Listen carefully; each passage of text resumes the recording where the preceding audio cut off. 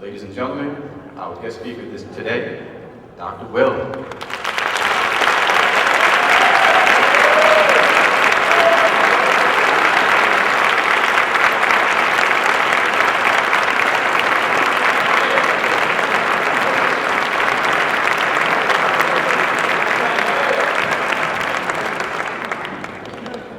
Thank you very much. Don't believe everything.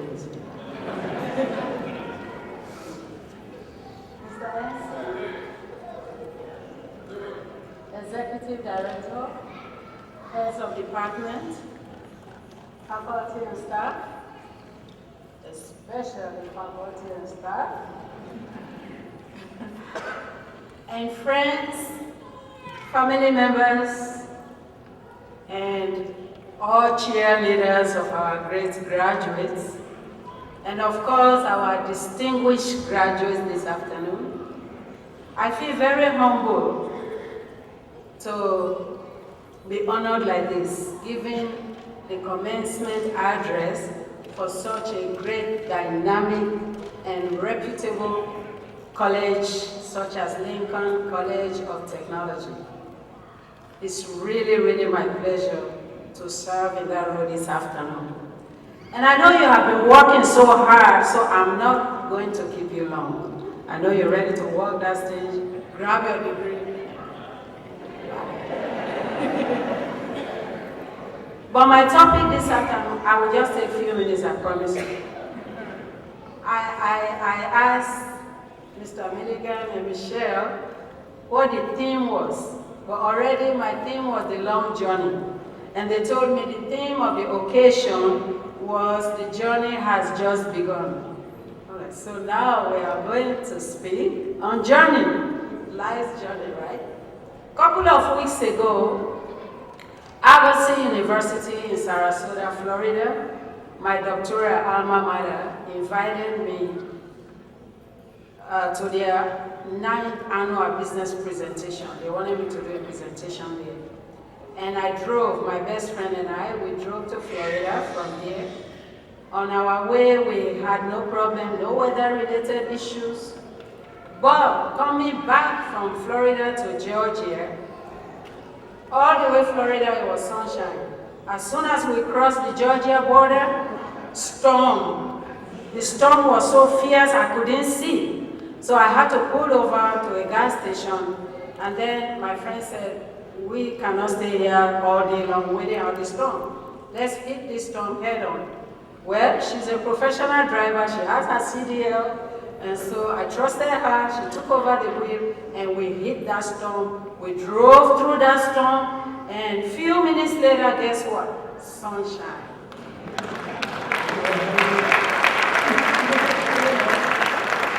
Couple of hours later, rain, and then a couple of hours later, storm again, then sunshine again, and we went through that for about 3 or 4 times in the same journey.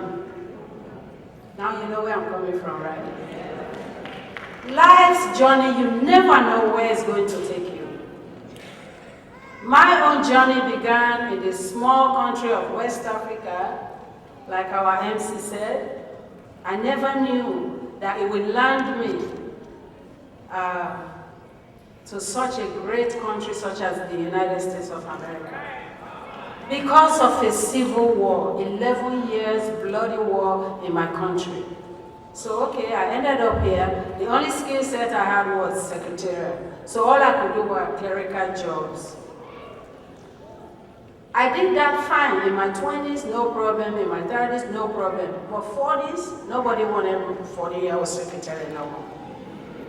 I don't know if it's still like that, but in those days. So I couldn't find any job at this point. The last job interview I went to was at Emory University. They gave me typing tests. In those days, it was speeding tests and accuracy and grammar and spelling. I passed all with flying colors. They needed 55 words per minute. I typed 90 words per minute. And the lady said, look, you are way overqualified for this job. You need to be some type of manager or administrator or something. Well, then I am in. And she said, well, do you have your degree? That question plagued me everywhere I went. I got tired of it. I went in faith and I registered at DeVry University. No money. I'm a single parent raising 4 little boys. And I couldn't find my way out of this trap. I knew my job, I knew what I was doing, I was qualified, but nobody would hire me. So I registered at DeVry, and their first question was, do you have your high school diploma? Anybody been through there before? I said, I do, but because of the war in my country, I cannot access my transcript or my diploma. So I took my GED. I don't know. All of us started somewhere. Remember, the journey has just begun. So we headed somewhere. We're talking about a journey. So they asked me for my GED, and I got my GED. I was so proud of that diploma. I wanted to hang it on my wall. And one of my 4 sons, I'm not going to name who, did not want that GED on my wall. I said, so what? Mom, you don't understand. In this country, GED has a stigma. When my friends come and see that GED, they're going to think you are a high school dropout. So, but what my son did not know was that GED was not the end of my journey. It was only the beginning of my journey.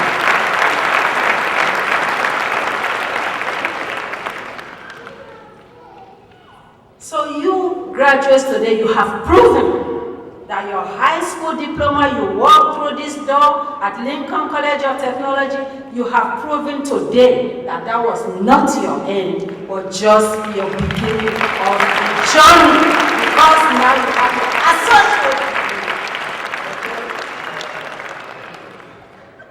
Okay, now I started my journey at DeVry. They gave me a college entrance exam. I flunked the test. Sometimes you flunk, it's okay. They say, okay, we will allow you to retake the test. I retook the test, I flunked again.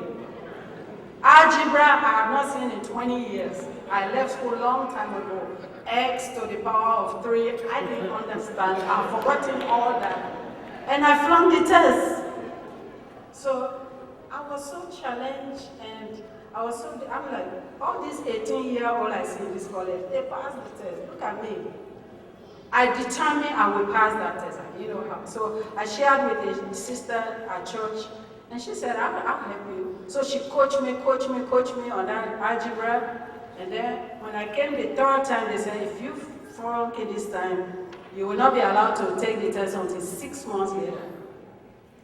So when she prepped me, I took the test, and I scored 95%. So, but look, you don't clap, that's not a good 95. They put me in the advanced class instead of the beginning, the beginners. I told them, please, no, I need to be in the beginners class. They said, no, this is for people who score 70. You scored way high. And they put me in that challenging class. Do you know how hard that class was? So that was what happened to me at DeVry. What I'm saying is, don't be discouraged about anything. No matter how hard, no matter if you don't pass the first time, go try again. You don't pass again, try again, until you get it. So, but that was just the entrance of DeVry. The program itself. As soon as I started the degree program, my boss paid me my paycheck, a bounce. The second time, a bounce. Guess what? I got evicted out of my house with my 4 boys. We were actually, the things were thrown outside.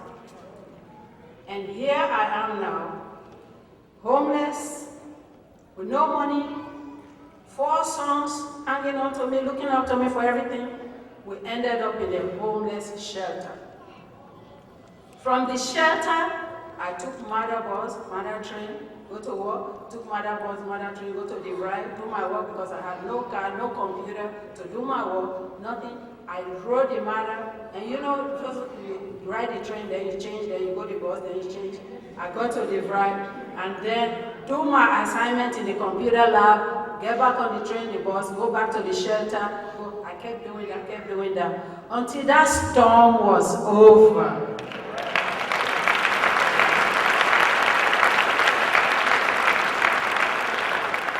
promise you the storm will come. It will come. Don't be scared of any storm. Just like my friend told me in Florida, let's drive through the storm. Just like the eagles drive through the storm. It doesn't go around the storm. It doesn't avoid the storm. It flies straight through the storm. Look for the storm and don't be scared of it.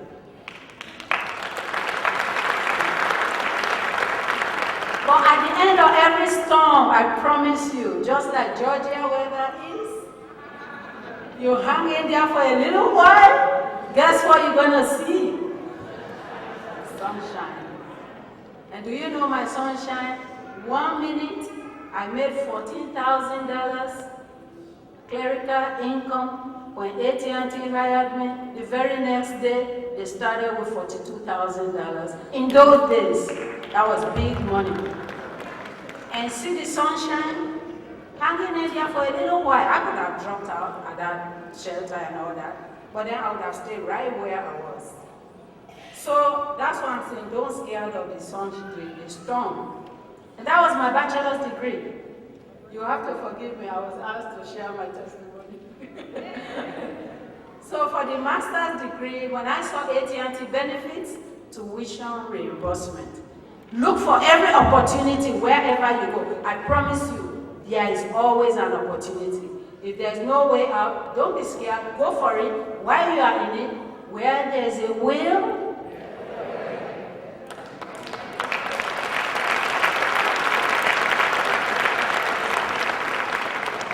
so AT&T, one of the benefits, tuition reimbursement. I said, you're kidding me? I registered for my master's degree. 15 months later, I finished. And now you can do it in 9 months, by the way. American Intercontinental University, where I teach, you can do your master's in 9 months. So it's much better now. And you can do it with your pajamas lying down on your bed. You don't have to be in 285 traffic either. Okay. So, but I finished that degree, but not without the storm. Remember, I promised you that there will be a storm. My son called me before I walk across the stage like you are doing this afternoon. And he said, Mom, the apartment is on fire. Our whole apartment burned down. Everything. And I was working on my thesis. Now, remember, this was in the 90s. No Google, no Portal, no flash drive, no G drive, no external drive. All these portals, internet was very weak. No backup system. All 16 of my floppy drives, gone. In the fire. My desktop, gone. So your desktop was your main working station, and then your floppy drive. Those of you who are as old as I am, floppy drive. Some of you don't even know what floppy drive is. You are so young. By the way, Africa, they are still using floppy drives. And I'm like, you people are still using floppy drive? They said, you all don't use floppy drive in America? I'm like, some children don't even know what floppy drive is. You know. So anyway, all my project was gone. And my professor told me, we will still allow you to work with the class on the stage. And we will give you an additional 6 weeks after graduation to finish your project. I looked at that storm, guess what I did? I'm going to walk that stage with my degree. 2 weeks. You're going to do how many months worth of work in 2 weeks? I went and found my study group. Always find a partner, a study partner, a prayer partner, a husband, a wife, somebody. But always have your support group, your cheerleaders, your mom, your auntie, your uncle. Well, I had this study group, and I went to them, and I look at all their own notes and help me, coffee, every night, coffee, until I finished that thesis and walk on that stage with everybody else with my degree in my hand.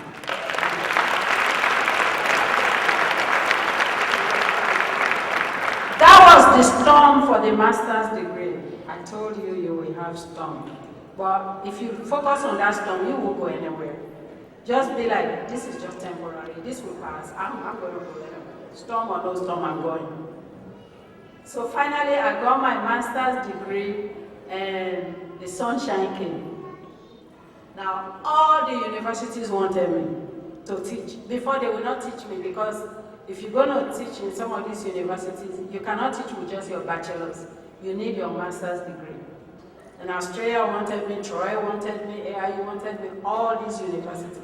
And I've been teaching at American Intercontinental University now for 9 years later. And so that was the sunshine of that. By the way, AT&T laid me off together with 10,000 people before I finished my doctoral program. And now I was in the middle of that program with no money. And they were responsible for all my flying in and flying out. I had to go to Florida for my residential. And now I have no money. But like I told you, opportunities will always come. Where there's a will, there's a way. My third son got hired by Delta Airlines.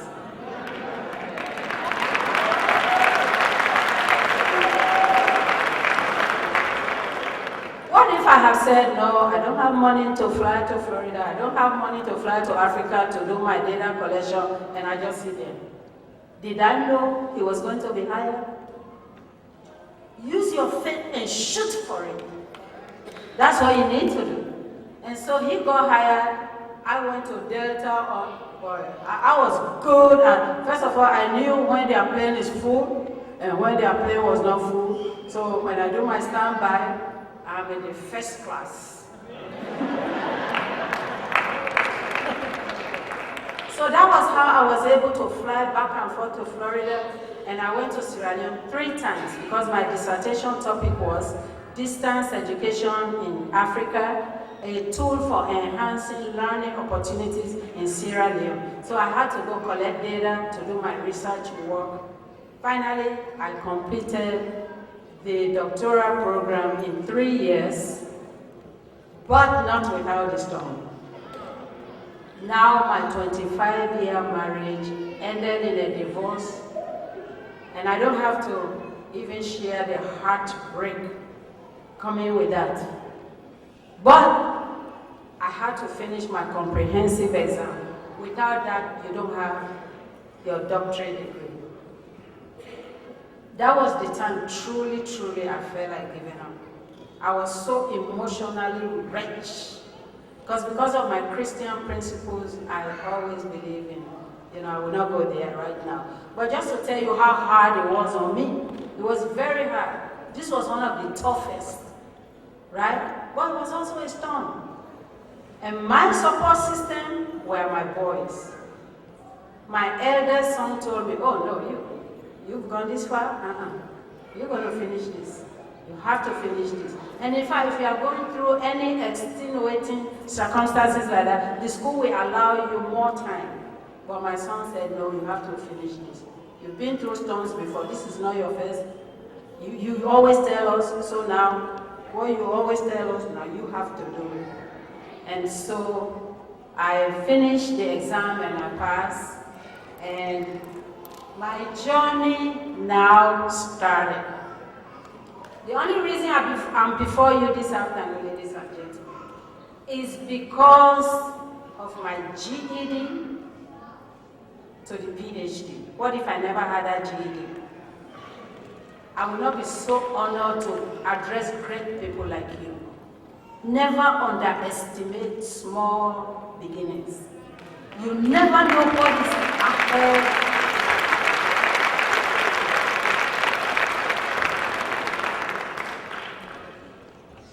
Finally, I will leave this with you. Whatever you do, give back what you have received. I am currently involved in, I founded the Dr. Lauretta Will Educational Foundation because in Sierra Leone, they have to rebuild their lives and rebuild academic institutions. They needed materials, school supply, textbooks. As a professor, I say all these textbooks we throw away. My faculty here will tell you. Sometimes you are teaching one course, all these publishers will send you textbooks. but you only need one. At the end of the day, what do we do with brand new textbooks? $200, $300. Both of you, all of you know how much textbooks cost these days. In Africa, in Sierra Leone specifically, one textbook, the ratio there is 13 students per textbook. That's the ratio there. And here I am, everybody throwing away textbook. I started collecting that, and before I know it, AIU had donated over $100,000 worth of textbooks.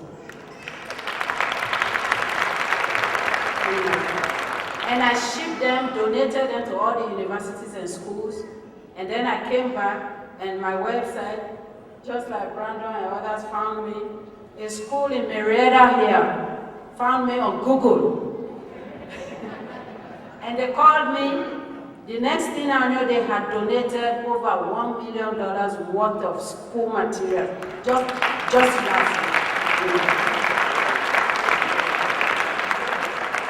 All because I decided to go back home and give back what I have received. You know, American missionaries raised me, they built schools, hospitals, and all those things. And my dream is to go back and build those same schools, like the Lincoln College of Technology, and give back what I have received. Enjoy your journey. Let your faith be the engine on this journey. Fellow graduates, I thank you and good luck. God bless you.